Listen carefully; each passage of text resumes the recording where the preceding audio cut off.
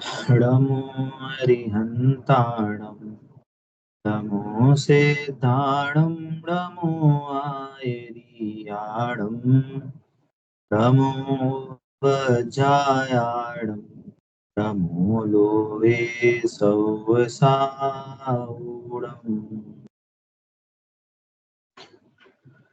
हमारे मंगल शासन 2 का हमारे के माध्यम से हमारी चर्चा चल रही थी। लास्ट चैप्टर में हमने राम कहानी के माध्यम से, राम का जीवन चरित्र के माध्यम से हमने समझा कि जीवन में कैसे कैसे उदय आते हैं और हमें कैसे कैसे उसके ओवरकम करना चाहिए, आगे बढ़ना चाहिए, है ना। वास्तव में देखा जाए हमारे जैन शास्त्रों के अनुसार जितने भी महापुरुषों की कहानियां बताई गई हैं, वो एंड में हमको किसी ना किसी माध्यम से रत्नत्रय, मोक्ष आपकी मार्ग। आवाज बहुत कम आ रही। मैं ये बोलना चाह रहा हूँ कि हमारे जितने भी जैन शास्त्र हैं उसमें, तो आवाज नहीं आ रही क्या? कम आ रही है क्या आवाज?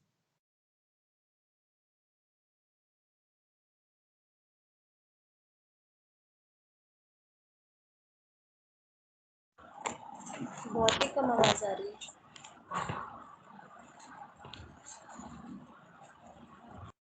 एक सेकंड, मेरे में तो यहाँ पे प्रॉब्लम नहीं है।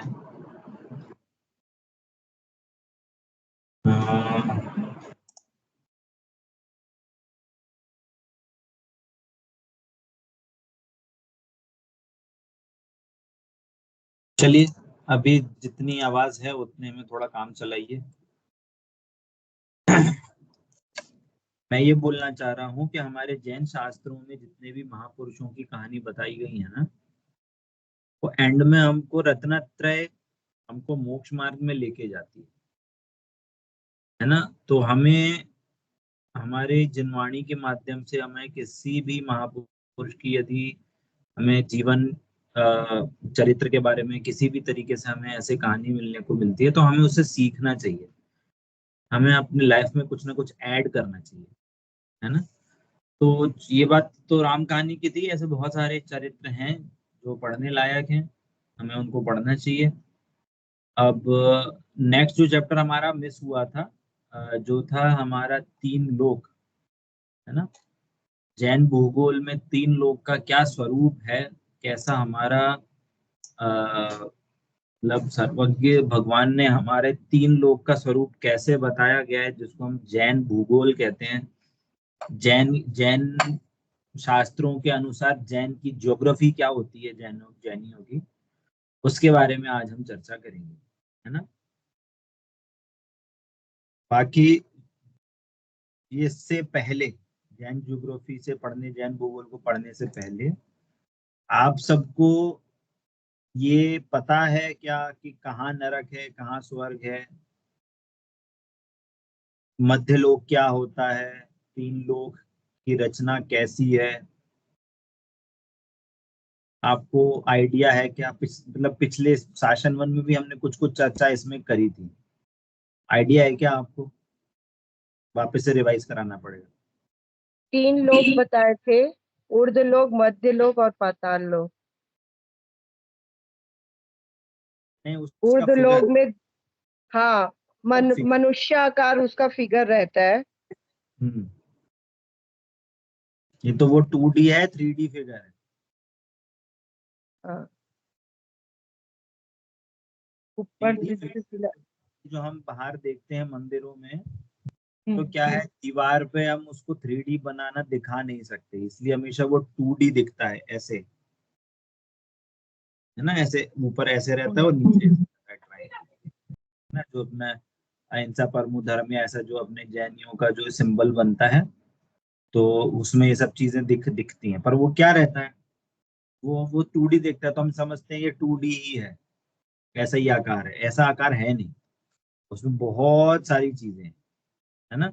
उसमें उसको समझने की कोशिश करेंगे और चार्ट्स के माध्यम से भी उसकी चीजें समझने की कोशिश करेंगे, ठीक है। पहले पाठ में आते हैं। मंगलारतियों, हम हर स्वाध्याय कक्षा के उपरांत जा वाणी के ज्ञान तय सूझे लोक का लोक, सो वाणी मस्तक नमो सदा देत हूँ लोक। ऐसा कहकर जिनवाणी का अभिवादन करते हैं। परंतु क्या आप जानते हैं कि यह लोक अलोक क्या चीज है? इस विश्व में अनंत अनंत प्रदेशी अलोकाकाश है। जिस प्रकार कमरे के बीचों बीच छत से अधर रूप से टंगा हुआ कोई सीका हो, उसी प्रकार अनंत प्रदेशी अलोकाकाश के बीच अधर रूप से यह लोकाकाश है ना। जैसे आपको याद होगा, हमने जब 6 द्रव्य पढ़े थे, है ना, जब हमने 6 द्रव्य का स्वरूप पढ़ा था, तो हमने समझा था कि लोकाकाश के 2 पार्ट हैं। सॉरी, आकाश द्रव्य के 2 पार्ट हैं। एक है लोकाकाश और एक है अलोकाकाश, है ना। तो ये 2 डिफरेंस क्यों हुए थे कि जहां जहां पे 6 द्रव्य हैं उस एरिया को बोलते हैं लोकाकाश, और जहां पे 6 द्रव्य नहीं है, सिर्फ आकाश द्रव्य है, उसको बोलते हैं अलोकाकाश, है ना। इतना तो सबको याद होगा, है ना। तो अब बात आ रही है कि हम बोलते हैं कि जिनवाणी के ज्ञान से लोकालोक सूझ जाता है, तब लोकालोक का ज्ञान हो जाता है। तो अभी तक ज्ञान हुआ क्या लोकालोक का? अरे मीनिंग ये है कि हम जिनवाणी का सही तरीके से समझेंगे हमको, तो हमें भी सर्वज्ञता प्रकट होगी। और परोक्ष माध्यम से जिनवाणी में जो लोकालोक का स्वरूप समझाया है, हम उसको समझेंगे कि तो हमें भी लोकालोक का सारा स्वरूप ज्ञान में ख्याल में आएगा, है ना। तो ये इसलिए हमें भी जैन भूगोल का हमें पता होना चाहिए, कि हमें भी पता होना चाहिए कि अब कोई पूछे कि हमें क्यों पता होना चाहिए कि ये लोकाकाश है, ये लोकाकाश है, ये मध्य लोक है, ये ऐसा है, ये वैसा है। जो 3 लोक की रचना जो बताई गई है ना, उसके लास्ट में जिनवाणी में ऐसा कथन आया है कि ये जीव इस पूरी संसार में भ्रमण करते हुए हर जगह होके आ चुका, नरक में भी होके आ चुका, ऊपर भी होके आ चुका, देव भी बन चुका, त्रियंच में यहाँ बन के आ चुका है, मनुष्य में मध्यलोक में भी हर जगह रह के आ चुका है। तो भी अभी तक उसको सुख की लेश मात्र भी उसको अनुभूति नहीं हुई सुख की, हमेशा हर जगह उसने दुख पाए। तो ये जो 3 लोक का स्वरूप है ना, ये हमें ये एंगल से पढ़ना चाहिए कि हम कहाँ कहाँ भटक के आ चुके हैं, या कहाँ कहाँ जीव अभी तक भटक रहे हैं, और वहां कितना दुख मिल रहा है ना। आपने हम अपन ने ये समझा था क्या कि हम जिनवाणी में दूसरी कषाय को उत्पन्न करा के भी जैन धर्म का इंट्रोडक्शन दिया जाता है, जैन धर्म में जीव को लगाया जाता है। तो यहाँ पे ये नहीं देखना कि हमें अरे वहां पे देखो नरक में ऐसा होता है, चलो चलो अपन देव में चलते हैं, देव में बढ़िया लगता है। अरे ये बातें नहीं करनी है, हमें ये समझना है कि हर जगह दुख है, तो हमें इस संसार में रुलना नहीं है कि हमें इतनी जगह हमें जन्म लेना पड़े। तो भय करा के भी जिनवाणी आपको धर्म में लगा रही है, भय उत्पन्न करा के। पर वो जो भय है ना, वो भय आपको ऐसे डराने वाला नहीं है कि आपकी नींद उड़ जाए, ऐसे डराने वाला है कि वो आपका वो भय सुख उत्पन्न कराएगा, आपको मोक्ष मार्ग में लगाएगा, है ना। समझ में आता है? ठीक है। तो हम इसीलिए 3 लोक का स्वरूप समझने की कोशिश करेंगे।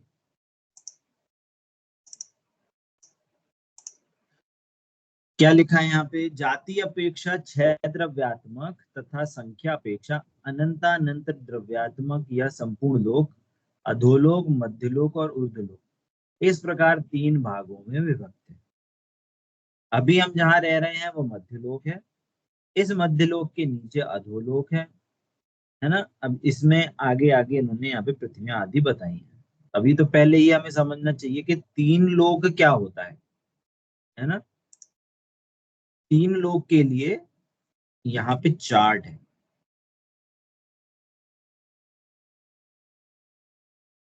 ये है 3 लोक का नक्शा, देख रहा है सभी को?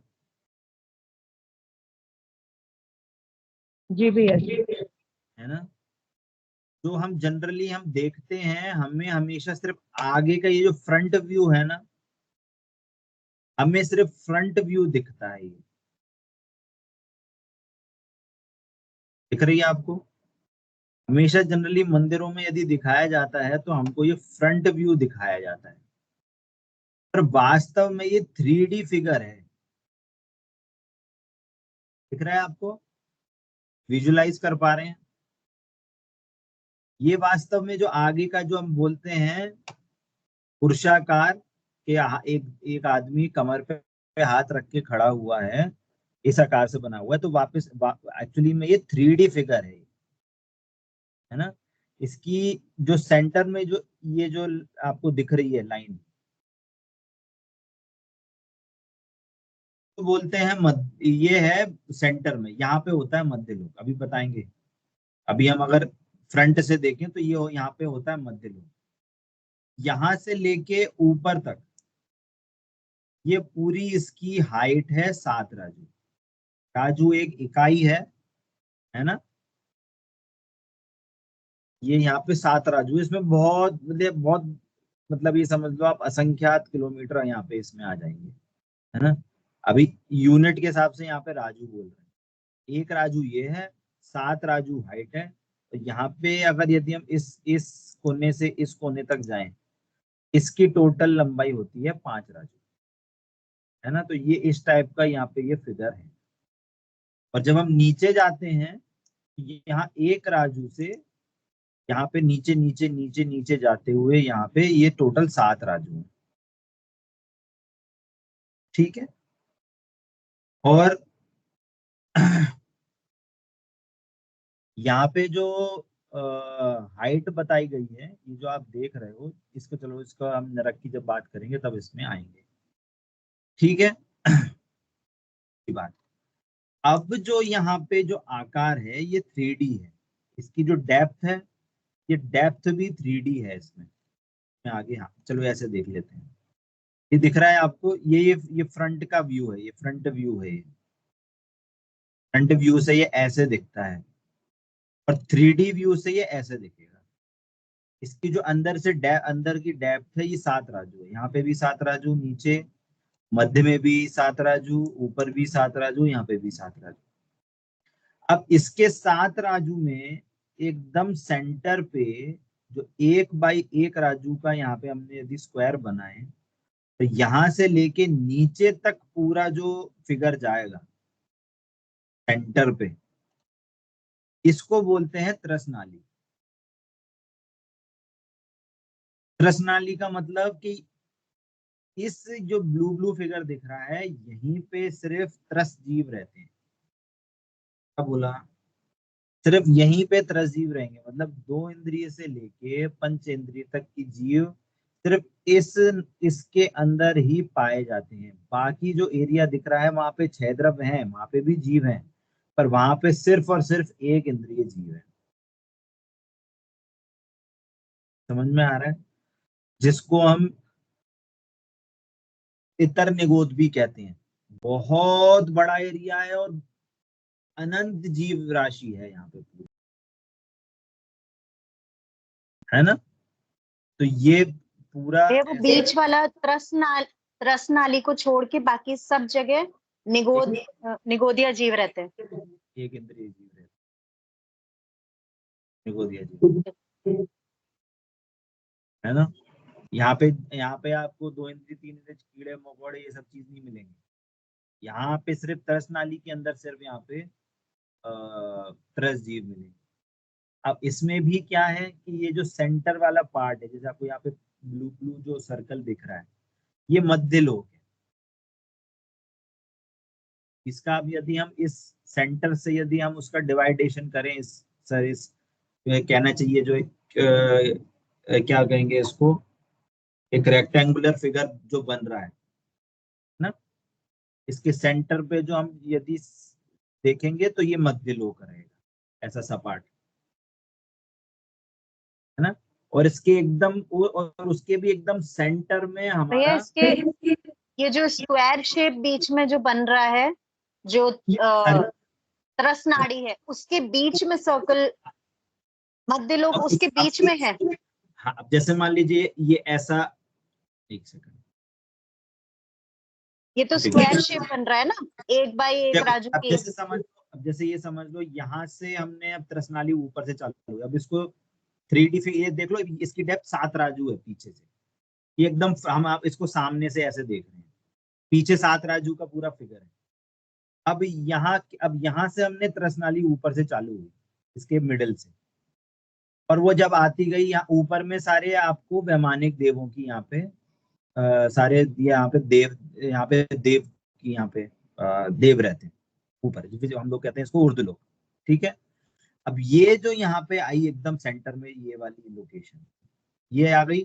अब इसको ऐसे समझ लो, ये चौकोर प्लेट आ गई, ये जो दिखेगी इवेंचुअली क्या होगी, चौकोर प्लेट होगी एक, है ना, चौकोर जमीन होगी। चौकोर जमीन के एकदम सेंटर पे हमारा सुमेरु पर्वत है, और उसके आजू बाजू फिर द्वीप, फिर समुद्र, फिर द्वीप, फिर समुद्र, ऐसे सर्कुलर सर्कुलर में वैसे बनते हैं, है ना। इसके नीचे जो आप ये देख रहे हैं, इसके नीचे ये सारे यहाँ पे क्या कहते हैं, सारे नरक हैं। और जो यहाँ पे हमारा जो ये वाला एरिया है, ये निगोद, ये यहाँ पे ये आपका नित्य निगोद है, यहाँ से हमेशा कोई जीव यहाँ से कोई बाहर ही नहीं निकल पाता, मतलब यहाँ से जो जीव है वो कभी बाहर आया ही नहीं है, वो जीव वहीं पे जन्म जन्म मर रहा है, अभी एक इंद्रिय जीव में ही जन्म मरण कर रहा है। बाकी जब हम इसको इतर निगोद बोल देते हैं कि वहां से आ सकता है, जा सकता है, पर नित्य निगोद में कोई वापस नहीं जाता, है ना। वहां पे वो जीव, अगर कोई जीव है तो अभी तक वो एक इंद्रिय जीव से बाहर आया ही नहीं है ना, इसलिए वो उसको नित्य निगोद बोलते हैं। तो ये जीव है ये है हमारे यहाँ पे 3 लोक की रचना, इसको हम बोलते हैं। बीच में त्रसनाली है, बाकी एरिया पूरा खाली है, और इसके बाहर का जो एरिया है इसको बोलते हैं हम अलोकाकाश। और ये जो आपको फिगर दिख रहा है इसको बोलते हैं हम लोक। ठीक है, क्लियर हो रहा है सभी को?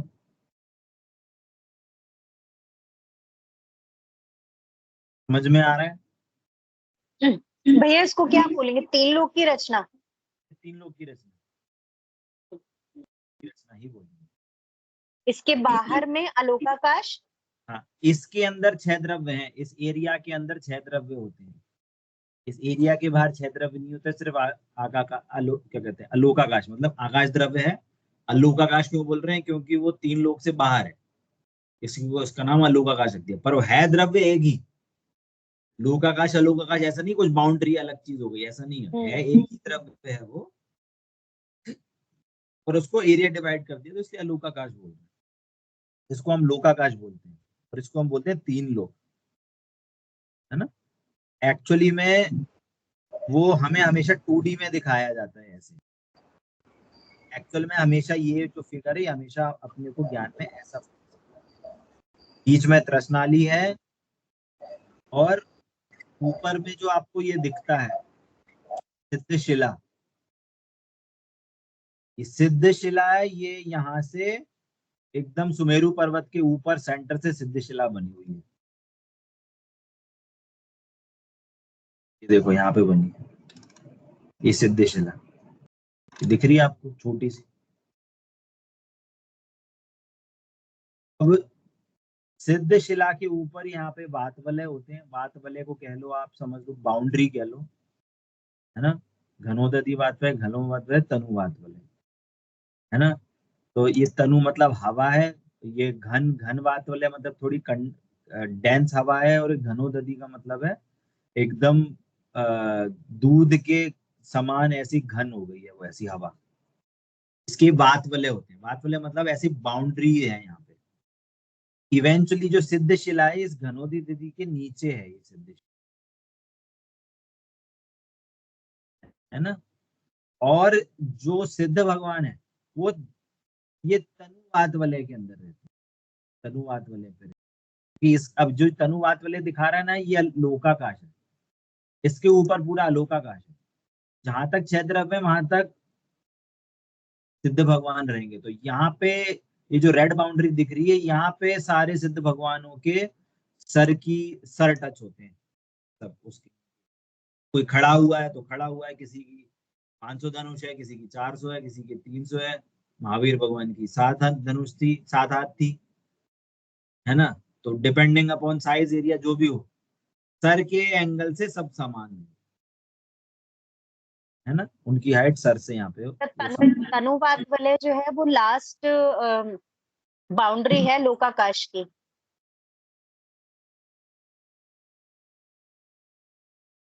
यहाँ पे क्या होता है कि यहाँ पे अलग अलग रहती है। यहाँ पे उसकी ये बताई गई है, यहाँ पे 3 है, यहाँ पे 4 है, यहाँ पे 5 है। सेंटर में आ जाएगी यहाँ पे, तो 5 7 4 हो जाएगी। फिर वापस से 5 4 3 हो जाएगी। फिर वापस से 7 4 5 7 4। भैया ये क्या है, ये जो काउंटिंग 7 5 4 और ये क्या? वो बताइए कितनी मोटाई है इसकी, कितनी मोटाई है इसकी इस एरिया में। यहाँ से जब जाएंगे यहाँ तक, इनकी मोटाई इतनी है। अच्छा है ना। तो यहाँ पे शायद से मेरे हिसाब से इतने कोस होते हैं। कोस, हाँ। ना। सिद्धशिला के ऊपर इतनी है, और उसके वो उसमें तनुवाद वाले में तो धनुष लिखा हुआ है, इतना धनुष, फिर एक कोस। एक कोस है, ये 2 कोस है ना। तो जब हम थोड़ा डिटेल में जाएंगे तब इसको समझेंगे। ये तो आपके रेफरेंस के लिए अब इसमें यहाँ पे दिया हुआ है, ऐसे समझा रहे हैं। तो कहने का मतलब है कि यहाँ पे कम होगी, पर जब ज्यादा आएंगे यहाँ पे थोड़ी सी बढ़ जाएगी, फिर वापस आएंगे तो यहाँ पे इतनी कोस रह जाएगी। फिर नीचे जाएंगे तो यहाँ पे भी बात वाले रहते हैं बीच बीच में, जो नरक है, नरक के बीच में भी बात वाले होते हैं, है ना। और यहाँ पे ऐसे है। तो ये सारी रचनाएं यहाँ पे इस रूप से बताई हैं। ठीक है। अब एक और आपके लिए इंफॉर्मेशन, अब हम समझें, अब जो जितने भी द्वीप समुद्र है ना, जो सुमेरु पर्वत से, चलो ठीक है, इसको जब मध्यलोक में आएगा तब समझेंगे। अभी हम चलते हैं हमारे बुक में। ठीक है। हाँ, हम जहाँ रहते हैं उसे मध्यलोक कहते हैं। मध्यलोक के नीचे अधोलोक है ना, जिसको क्रमशः एक के नीचे एक 7 पृथ्वियां हैं, है ना। पहली है रत्न प्रभा, दूसरी है शर्करा प्रभा, तीसरी है बालू का प्रभा, पंख प्रभा, धूम प्रभा, तमो प्रभा, महातम प्रभा। इसको तम प्रभा, महातम प्रभा भी कहते हैं। और इसके दूसरे नाम भी है धम्मा, वंशा, मेघा, अंजना, अरिष्टा, मगधी, माधवी, माधवी, है ना।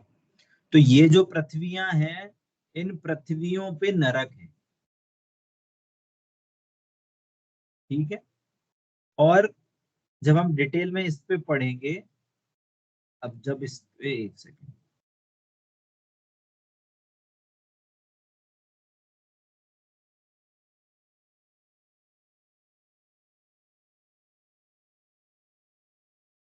नहीं है, नहीं है। सो यहाँ पे, हाँ यहाँ पे है ये जो है, हाँ ये जो है ना, ये पृथ्वियां है। जो ब्लैक ब्लैक दिख रहा है ना आपको, 1 2 3 4 5 6 7 दिख रहा है।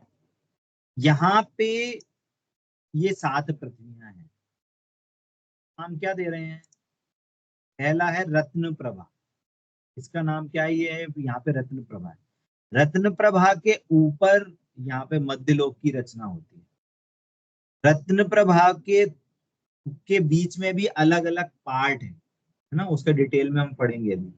तो उसमें नीचे क्या होते हैं? नीचे भवनवासी देव रहते हैं, उनके भी पार्ट में वहां पे भवनवासी है। और उसके हम नीचे जाते हैं तो उसमें पहले पहले नरक की रचना है ना। यहाँ पे 7 पृथ्वियां हैं, है ना, जिसको हम नाम यहाँ पे रत्न प्रभा, शर्करा प्रभा, बालू का प्रभा, पंख, धूम, तमो, महातम, है ना। इन 7 पृथ्वियों में अपने किए हुए पापों की सजा के लिए अत्यंत दुखद बिल रूप 84 लाख स्थान है। अभी बिल क्या होते हैं, इसका क्या मीनिंग है? मीनिंग ये है कि यहाँ पे बिल का मतलब होता है कि ऐसा एक एरिया जहाँ पे नारकी जीव रहते हैं, जहाँ पे नारकी जीव उत्पन्न होते हैं, है ना। इसको हम नरक कहते हैं। इनमें क्या कहते हैं, अलग अलग क्या कहते हैं, जो पृथ्वियां हैं उनमें क्वांटिटी है कि कौन सी पृथ्वी में कितने बिल रहते हैं, और उस बिलों में कितने, उस पृथ्वी में कितने कितने बिलों की संख्या है ना, नीचे भी आगे बताएंगे। तो जैसे जैसे हम ऊपर से नीचे जाएंगे, पहले नरक में ज्यादा पृथ्वियां हैं, और नीचे नीचे धीरे धीरे जाएंगे तो कम पृथ्वियां हैं, सॉरी कम कम बिल हैं।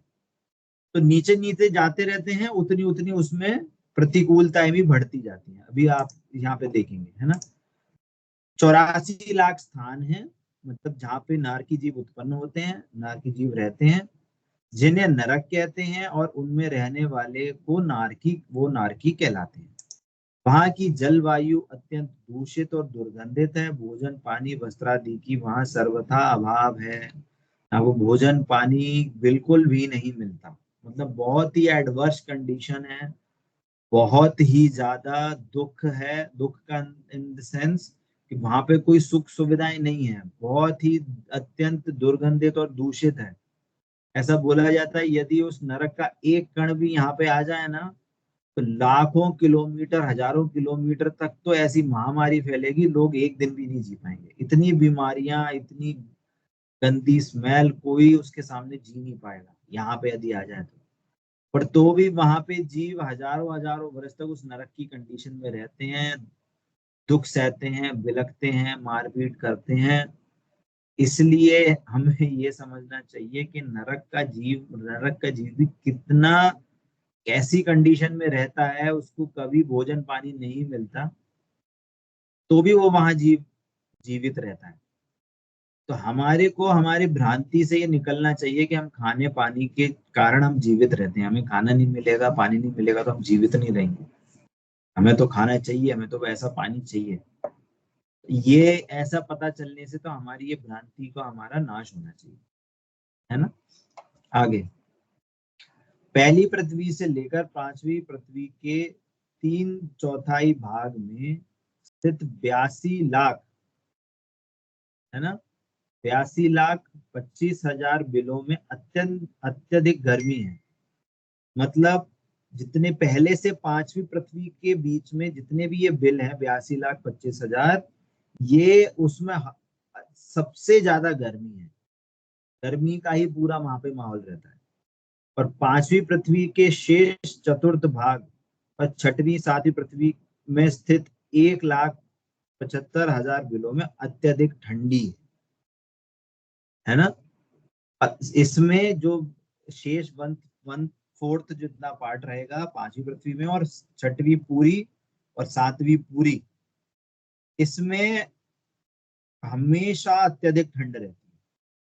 यह गर्मी और ठंड मेरू पर्वत जैसे लोह पिंड को भी पिघला दे और छार छार करने में समर्थ है। इतनी ठंड रहती है कि बड़े बड़े मेरू पर्वत भी पिघल जाएं और ठंड में ऐसे सिकुड़ जाएं कि मतलब वो ठंड के कारण मेरू पर्वत टूट ही जाए, है ना। इतनी ठंड और इतनी गर्मी वहां पे रहती है। वहां की भूमि अत्यधिक कष्टदायी है। हाँ, वातावरण तो वहां प्रतिकूल है ही। इसके साथ ही कषायों की अत्यधिक तीव्रता के कारण वहां जीव परस्पर में सदैव लड़ते झगड़ते रहते हैं। अनंत दुख भोगते हुए जीवों को एक भी क्षण शांति से बैठने या नींद लेने का अवसर नहीं मिल पाता है। एक दूसरे के साथ परस्पर में प्रेम भाव रखना तो यहाँ असंभव है ही। अभावग्रस्त से सभी सदा कलह मारपीट बैर भाव में ही अपना जीवन व्यतीत करते हैं, है ना। तो यहाँ पे जो ये पूरा नरक गति का जो कहना चाहिए, हम बहुत समझते हैं कि हमें नरक नहीं गति नहीं मिलेगी, हमें नरक गति जाने की जरूरत नहीं है, या हमें कोई है ही नहीं ऑप्शन, हम तो जैन धर्म में आए हैं तो हमें नरक नहीं मिलेगा, ऐसी कोई गारंटी नहीं है। नर जैन धर्म में आके भी जीव नरक नारकी जा सकते हैं, नरक में जा सकते हैं। कितने जीव गए हैं, यहाँ तक कि मुनिराज तक जाते हैं। जिन मुनिराज के कारण अयोध्या नगरी, है ना, अयोध्या नगरी पे जो श्री कृष्ण के टाइम पे जली थी, तो वो किसके, मुनिराज के कारण जली थी वहां। तो ऐसा नहीं है कि नरक कोई जीव जैनी हो तो वो नहीं जा सकता। ऐसी भी कोई कंडीशन नहीं है कि जो जैनी नहीं हो तो वो देवगति नहीं जा सकता। जैन धर्म के अलावा भी जीव जैन देवगति में जाते हैं और जैन धर्म का जीव भी नरक गति जा सकता है ना। बहुत आरंभ और बहुत परिग्रह रूप तीव्र कषाय के कारण जीव को वहां जाकर ये दुख भोगने पड़ते हैं। वहां से निकलकर जीव मनुष्य या पंचेंद्रिय त्रियंच ही होते हैं। अब यहाँ पे क्या कंडीशन बताए हैं कि जो जीव बहुत ही आरंभी हो, बहुत परिग्रही हो। आरंभी का मतलब क्या होता है कि जो जो बहुत हिंसा करता हो। आरंभी हिंसा जिसकी बहुत होती है, बहुत बड़ा घर है, बहुत बड़ी गाड़ियां हैं, खाना बन रहा है तो खाना वेस्ट हो रहा है, बहुत सारी चीजें हैं, साफ सफाई चल रहे हैं तो उसमें यत्नाचार नहीं है, और परिग्रह इतना है कि हमें ये भी चाहिए वो भी चाहिए, मूर्छा है, लालसा है कि हमें सारी चीजें घर में होनी चाहिए, ऐसी भी होनी चाहिए वैसी भी होनी चाहिए। तो ये ऐसे जो परिणाम होते हैं वो तीव्र आरंभ और परिग्रह के परिणाम होते हैं और उससे जीव डर जाता है। जैसे उदाहरण लेते हैं ना, जैसे कोई गरीब हो, भले ही उसके पास बहुत सारी चीजें नहीं है, परंतु उसका जो कटोरा है यदि वो उससे कोई छीन लेना तो मारने पीटने मतलब जान लेने में आतुर हो जाए।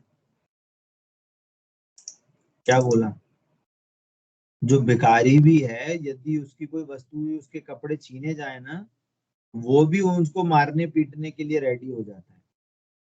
क्यों? उसको बहुत तीव्र कषाय रहती है अपनी चीजों से।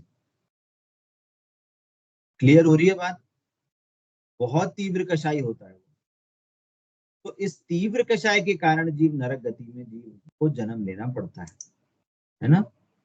इस प्रकार। और दूसरा एक और कंडीशन ये है कि यदि कोई नारकी जीव होगा ना, तो नारकी जीव हमेशा पंचेंद्रिय जीव बनेगा, या पंचेंद्रिय मनुष्य बनेगा, या वो पंचेंद्रिय त्रियंच बनेगा। क्या बोला? नारकी जीव कभी देवगति नहीं जा सकता, और नारकी जीव कभी एक इंद्रिय से चार इंद्रिय जीव नहीं बनता। नारकी जीव हमेशा ही उत्पन्न होगा तो या तो पंचेंद्रिय त्रियंच बनेगा या मनुष्य ही बनेगा। ये कंडीशन है। क्यों? इसका भावात्मक रीजन, एक तो रीजन ये है कि भैया ये तो रूल का मतलब ऐसा सर्वज्ञ देव ने बताया है तो ऐसा समझना। और इसका भावात्मक लेवल ये है कि वो जीव नरक में इतनी ग्लानि से भरा होता है, नरक में जीव इतना दुख पाता है कि उसको बहुत अपने परिणामों के प्रति ग्लानि होती है। उस ग्लानि के कारण उसको इतना तो पुण्य लग जाता है कि वो सीधे पंचेंद्रिय जीव बन सके। एक इंद्रिय बनने के लिए, दो इंद्रिय बनने के लिए बहुत तीव्र कम, कहते हैं ना कितने पुण्य का उदय, अपन निगोद से आके एक इंद्रिय बने, फिर दो इंद्रिय, तीन इंद्रिय, चार इंद्रिय, पंचेंद्रिय। तो ये तो पुण्य का उदय है, तो है ही क्यों, दुर्लभता है उसकी बहुत। नरक में जीव इतना ग्लानि करता है, इतना कुटता है, इतना पिटता है कि उसके भावात्मक लेवल पे यही समझना पड़ता है हमको। हम ऐसे लॉजिक लगाते हैं विद्वान आदि, तो वो इतनी ग्लानि से भर जाता है कि वो उसको पंचेंद्रिय जीव जितना पुण्य हो जाता है उसको।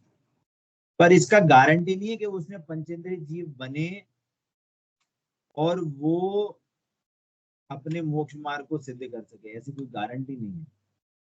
जिस जीव की योग्यता होगी वो बन जाएगा।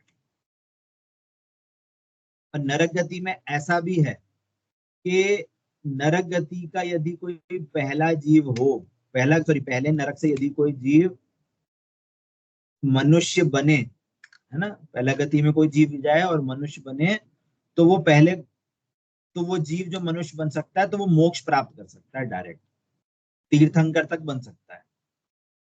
पहला नरक से जीव यदि मनुष्य आएगा तो वो तीर्थंकर बन सकता है, और नहीं भी बने तो मोक्ष जा सकता है। और यदि दूसरे नरक से आएगा तो वो मोक्ष नहीं जा पाएगा परंतु मुनिराज बन सकता है। और यदि तीसरे नरक से आएगा तो वो सम्यक दर्शन धारण कर सकता है, उसकी मिनिमम लायकात और अणुव्रत धारण कर सकता है, ऐसा बताया गया है जनवाणी में, है ना। तो जैसे श्रेणिक राजा हैं, श्रेणिक राजा अभी कहाँ पे हैं, नरक में है, प्रथम नरक में। प्रथम नरक से आके वो फिर अब तीर्थंकर बनेंगे, तो नरक में रहते हुए भी उनको अभी तीर्थंकर प्रकृति का बंध चल रहा है, तो तीर्थंकर प्रकृति कंटिन्यूअस बंध रही है।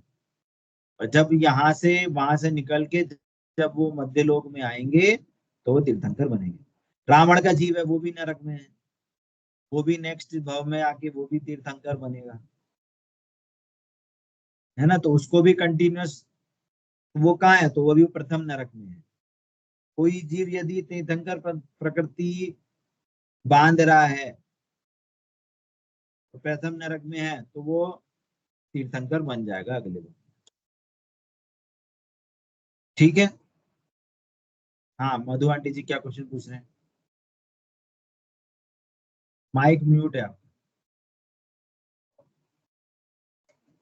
हाँ, तीर्थंकर प्रकृति का बंध मतलब, तीर्थंकर प्रकृति का बंध मतलब कि जो जीव तीर्थंकर बनने वाले होते हैं, उनको एक स्पेशल कर्म का बंध होता है, इसको बोलते हैं तीर्थंकर प्रकृति। जो हम बोलते हैं कि वो देव आएंगे, पंच कल्याणक होंगे, जन्म से पहले रत्नों की वर्षा होगी, ऐसा ऐसा कल्याणक होंगे, ऐसी ऐसी व्यवस्था होगी, तो ये किसके कारण होती है? कि वो तीर्थंकर कर्म प्रकृति के उदय के कारण। पर वो कब बनती है? कि जब से उनमें तीर्थंकर बनने के भाव हुए हैं तो उनको वहां से कंटिन्यूअस बंधती है। जब तक तीर्थंकर के गर्भ में नहीं आते हैं, वो माता के गर्भ में नहीं आते हैं, तब तक वो तीर्थंकर प्रकृति कंटिन्यूअस बंधती है, कंटिन्यूअस। और उस टाइम पे वो उदय में आती है, ऐसा, ठीक है। आगे क्या बोल रहे हैं? इतने प्रतिकूल वातावरण में भी यदि यह जीव अपने ज्ञान आनंद स्वभावी भगवान आत्मा को समझने का पुरुषार्थ करे, तो अंतरोन्मुखी पुरुषार्थ द्वारा सभी से भेद विज्ञान कर स्वरूप की प्रतीति पूर्वक अतीन्द्रिय आनंद का पान कर लेता है, सम्यक दर्शन प्रकट कर मोक्ष मार्गी हो जाता है, दृष्टि मुक्त अंतरात्मा हो जाता है। मीनिंग क्या कि ये नरक गति में भी असंख्यात सम्यक दृष्टि जीव हैं। क्या बोला? नरक गति में भी असंख्यात सम्यक दृष्टि है। इनके जो सम्यक दर्शन होता है ना, उनको उन्होंने स्पेशल नाम दिया जनवाणी में, उसको बोलते हैं वेदना सम्यक।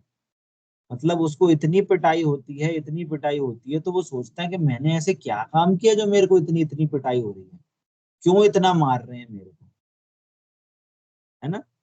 तो उनको क्या होता है, उनको अवधि ज्ञान होता है नारकी जीव को।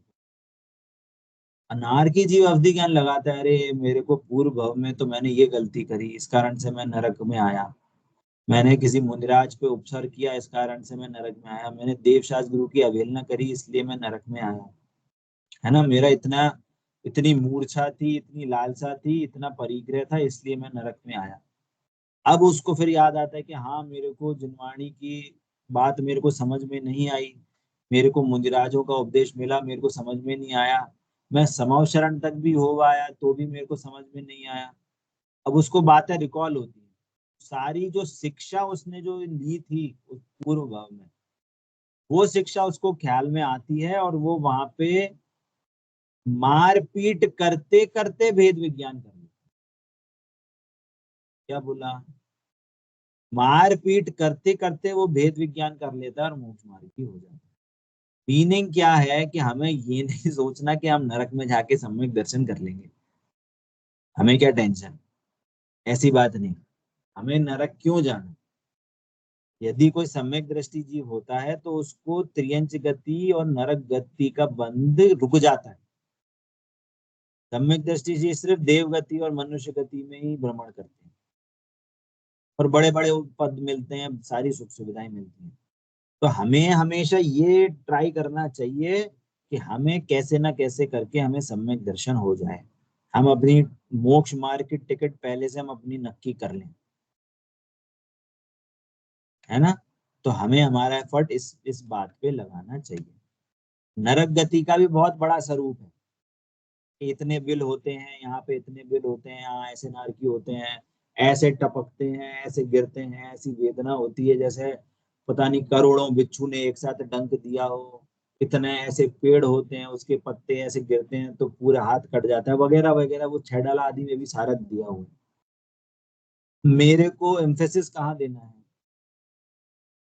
पहली बात के जो संसार है, जो नरक है, वो इस हमारे परिणामों के कारण है।